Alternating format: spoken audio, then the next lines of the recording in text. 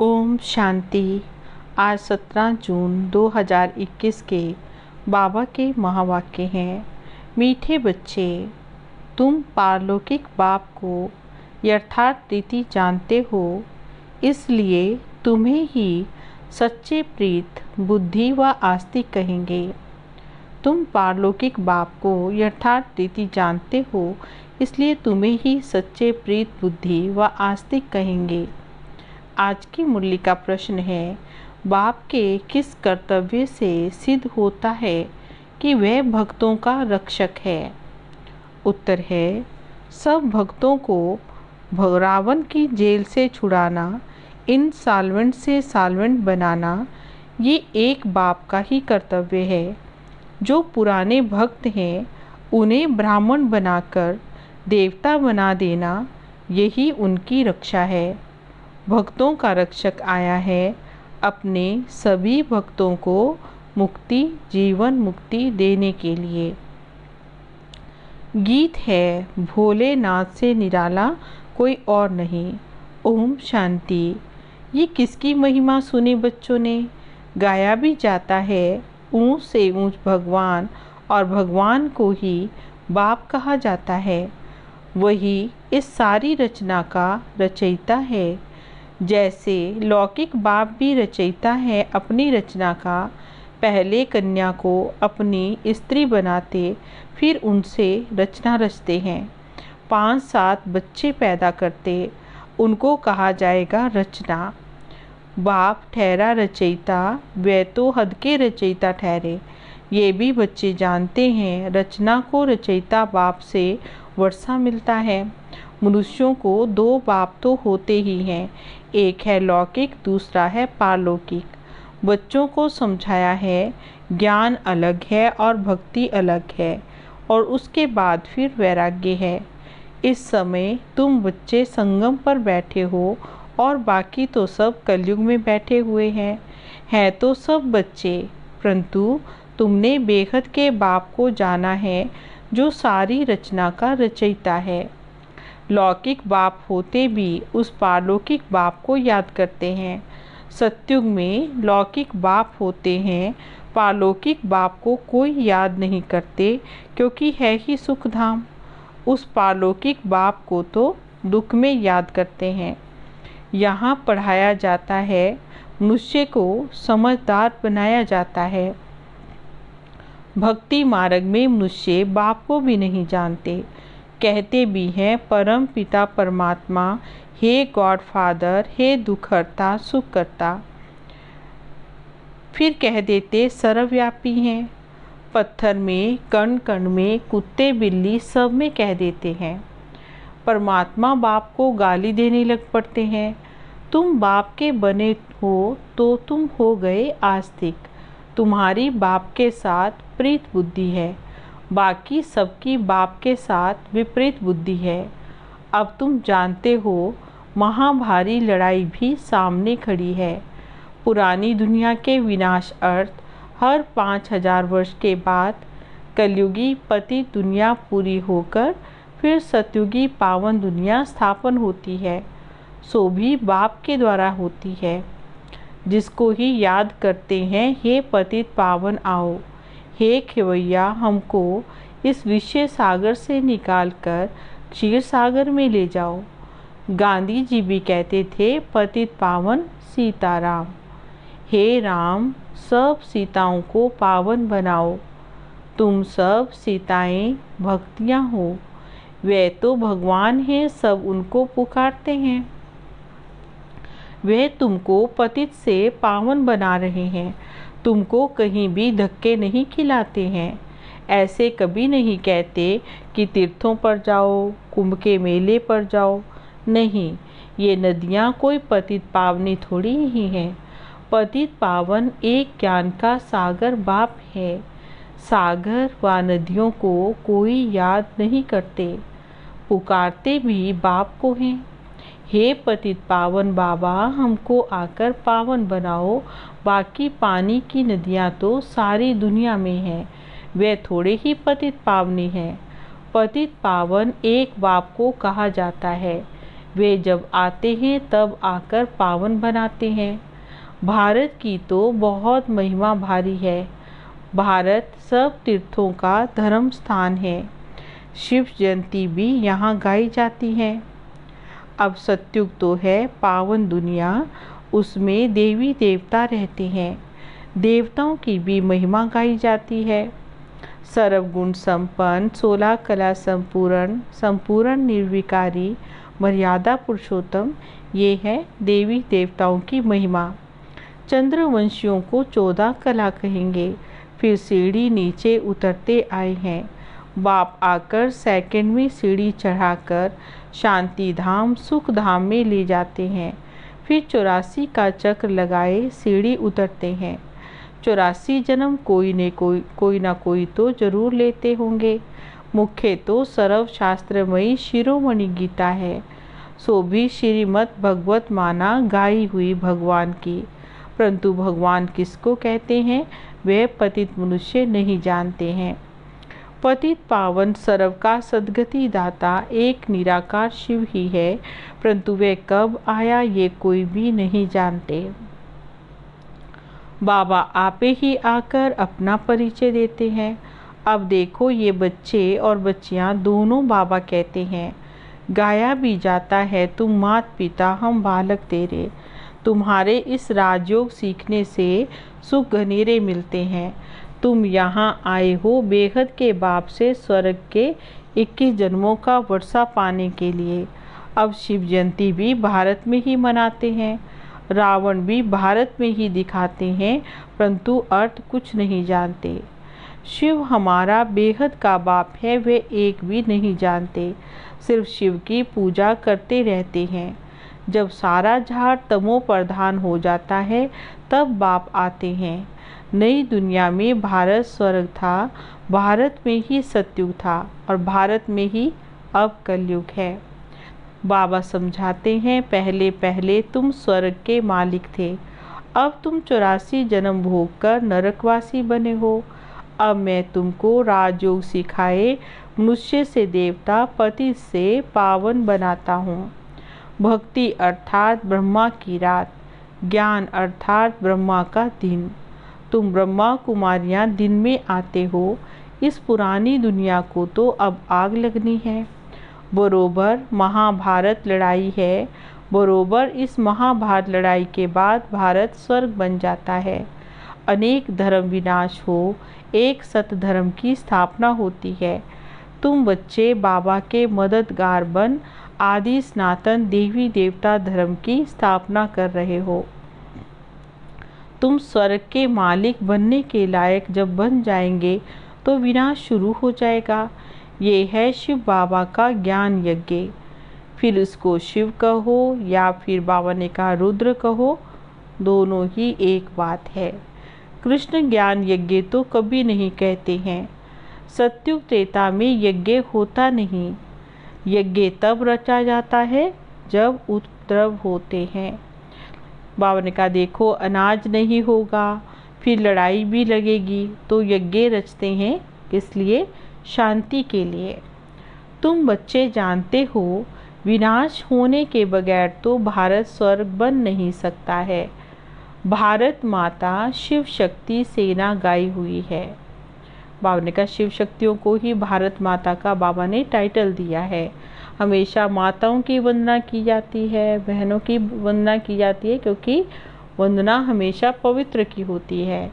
तुम माताओं को वंदे मातरम कहा जाता है, क्योंकि तुमने श्रीमत पर भारत को स्वर्ग बनाया है। अब बाप कहते हैं मौत तो सबके सिर पर खड़ा है, इसलिए अब ये एक जन्म पवित्र बनो और बाबा को याद करो, तो तुम तमो प्रधान से सतो प्रधान बन जाएंगे। अभी तुम शूद्र से ब्राह्मण बन फिर देवता बनेंगे। ये कोई भी नई बात नहीं है। कल्प कल्प हर 5000 वर्ष के बाद ये चक्र फिरता रहता है। नरक से स्वर्ग बनता है। पति दुनिया में मनुष्य जो कुछ कर्म करते हैं वे भी कर्म बनता है। बाप कहते हैं 5000 वर्ष पहले भी तुमको कर्म अकर्म विकर्म की गति मैंने समझाई थी। अब फिर से मैं तुमको समझाता हूँ। मैं परम पिता परमात्मा निराकार तुम्हारा बाप हूँ। ये शरीर जिसका हमने आधार लिया है वे कोई भगवान नहीं है। मनुष्य को देवता भी नहीं कहा जाता है, तो मनुष्य को भगवान कैसे कह सकते हैं। बाप समझाते, तुम 84 जन्म लेते लेते नीचे सीढ़ी उतरते आए हो, ऊपर तो कोई जा नहीं सकता है। सभी पतित बनने का ही रास्ता बताते हैं, खुद भी पतित बनते जाते हैं। तब बाप कहते हैं उनका भी उद्धार करने के लिए मुझे आना पड़ता है। ये है रावण राज्य। तुम अभी रावण राज्य से निकल आए हो, धीरे धीरे सबको पता पड़ेगा। ब्राह्मण बनने के बगैर शिव बाबा से वर्षा नहीं ले सकते हैं। बाप तो है ही दो, एक है निराकारी बाप और दूसरा है साकारी बाप। वर्षा मिलता है एक साकारी बाप से मिलता है, तो बाबा ने कहा साकारी बाप से साकारी बच्चों को ही मिलेगा। फिर निराकारी बाप से तो बेहद का वर्षा मिलता है, सो भी निराकारी आत्माओं को। अब तुम बच्चे जानते हो, मीठे मीठे शिव बाबा से 21 जन्म के लिए हम सुख धाम का वर्षा लेने आए हैं। विश्व के मालिक बनते हैं सो भी योग बल से। कोई हथियार आदि तो है नहीं, तो बाप से योग लगाए विक्रम विनाश कर विष्णुपुरी के मालिक बनते हैं। अब अमर लोक में जाने के लिए बाबा तुमको अमर कथा सुना रहे हैं और हम अमर कथा सुन रहे हैं। वहाँ तो कभी अकाले मृत्यु भी नहीं होगा, वहाँ कोई दुख का नाम निशान नहीं होगा। तुम बच्चे आए हो श्रीमत पर चल बेहद के बाप से श्रेष्ठ देवता बनने के लिए। ये कोई शास्त्रों का ज्ञान नहीं है। दिखाते हैं विष्णु की नाभि से ब्रह्मा निकला, उनके हाथों में फिर शास्त्रों को देते हैं। बाप भी कहते हैं ब्रह्मा के द्वारा मैं तुमको सारी रचना के आदि मध्य अंत का ज्ञान सुना रहा हूँ। मैं ही ज्ञान का सागर हूँ। गाते भी हैं ज्ञान सूर्य प्रगटा अज्ञान अंधेर विनाश। सत्युग में तो अज्ञान होता ही नहीं है, वह तो सचखंड था। तो भारत भी हीरे जवाहरात बावने का कितने थे उस समय, तो हीरे जवाहरों के ही महल थे। अभी तो मनुष्यों को पूरा खाने के लिए भी नहीं मिलता, इतना गरीब हो गया। इन साल्वेंट विश्व को अब साल्वेंट कौन बनाएगा। अब ये तो बाप ही बना सकते हैं। बाबा को ही तरस पड़ता है, कहते तुमको मैं राजयोग सिखाने आया हूँ। मैं तुम बच्चों को नर से नारायण और नारी से लक्ष्मी बनाता हूँ। भक्तों का रक्षक तो बाप है। तुमको रावण की जेल से छुड़ाकर मैं सुखधाम में ले जाता हूँ। सारी दुनिया में जो ब्राह्मण बनेंगे वही देवता बनेंगे। ब्रह्मा का भी नाम वाला है प्रजापिता ब्रह्मा बाबा। तुम ब्राह्मण सबसे उत्तम हो। तुम भारत की सच्ची रूहानी सेवा कर रहे हो। बाबा की याद से ही विक्रम विनाश होंगे, और तो कोई रास्ता नहीं है पतित से पावन बनने का। याद से ही खाद भस्म होगी। सुनार लोग जानते हैं सच्चा सोना और झूठा सोना कैसे बनता है। उसमें फिर देखो चांदी तांबा लोहा डालते हैं। तुम भी पहले सतो प्रधान थे, फिर तुम्हारे में खाद पड़ती है, फिर तुम तमो प्रधान बन जाते हो। अभी फिर सतो प्रधान बनना पड़े। क्या बनना है अभी? सतो प्रधान बनना है। बाबा ने कहा तब सत्युग में जा सकेंगे। बाप कहते कोई भी देहधारी को याद नहीं करना है। गृहस्थ व्यवहार में रहते एक बाप के सिवाय और कोई को भी याद नहीं करो तो तुम स्वर्गपुरी के मालिक बन जाएंगे। स्वर्ग अर्थात उनको विष्णुपुरी भी कहते हैं। इस कलयुग को कहते हैं रावणपुरी, फिर विष्णुपुरी जरूर बनेगी। साधु संत आदि सब का उद्धार एक बाबा ही करते हैं। इसीलिए कहा जाता है यदा यदा ही धर्मस्य ग्लानि भवति भारता।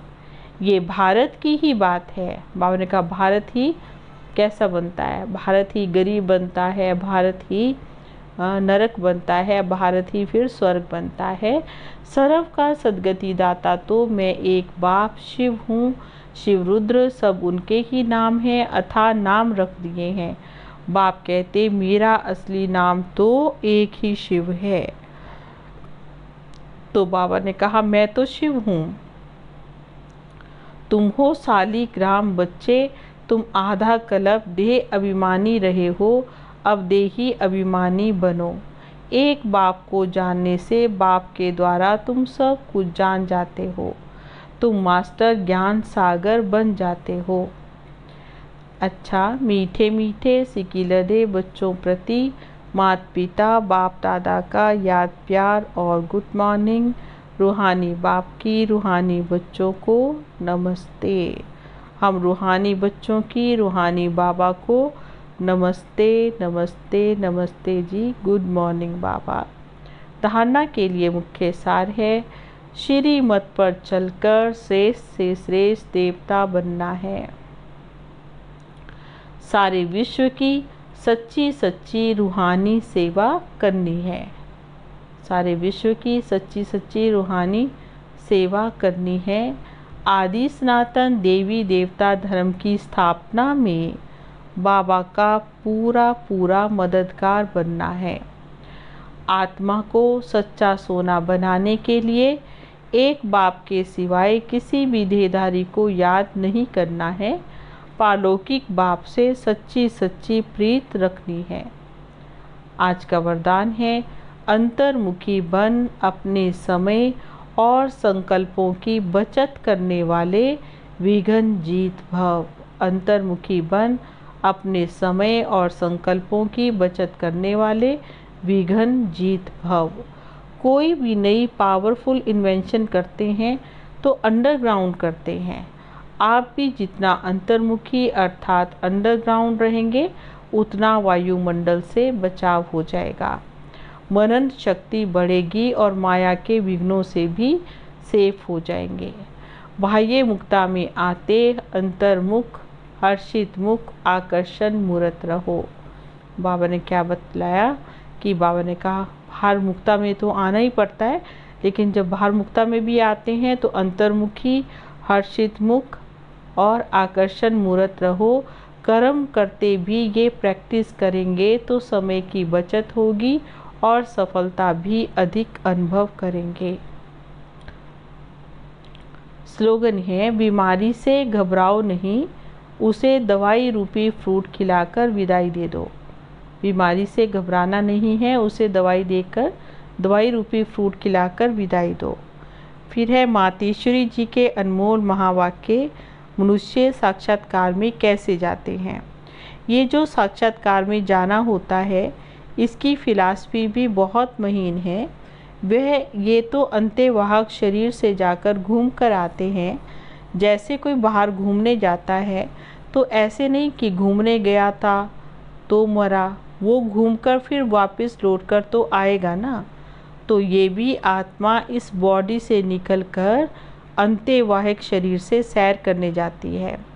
थोड़े समय के लिए इनकी आत्मा उड़ता पंछी है। ये भी परमात्मा का काम है जो उनकी रस्सी को खींचकर दिव्य दृष्टि से उनको साक्षात्कार कराता है कि थोड़े समय के लिए आत्मा शरीर से निकल के और वो अनुभव करने जाती है। जैसे रात को जब हम सो जाते हैं, शरीर से न्यारी आत्मा को हो सुख पथ अथवा स्वप्न की अवस्था में चल जाते हैं तो उस समय शरीर शांत है तो देह और देह के सब धर्म भूल जाते।